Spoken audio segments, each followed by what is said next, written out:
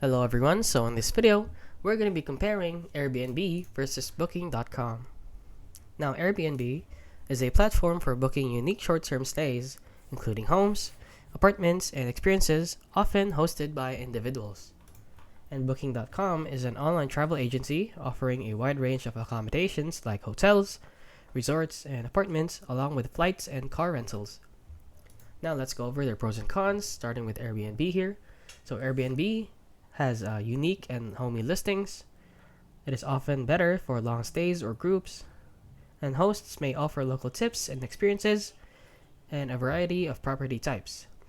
Now, the cons of it is that cleaning fees and service charges can be high, guest host communication may vary, and they are less predictable than hotels. Now, for Booking.com, the pros of it is that it has a huge inventory of hotels and apartments, and there are often no prepayment or cancellation fees, clear pricing and policies, and it includes travel extras like flights or cars. Now, the cons of it is that it has fewer unique local style stays. Some listings lack a personal touch, and there are hidden fees occasionally. So, which one is right for you? So, you should choose Airbnb for a unique local experience and group stays, and you should pick Booking.com for convenience, flexibility, and hotel-focused travels.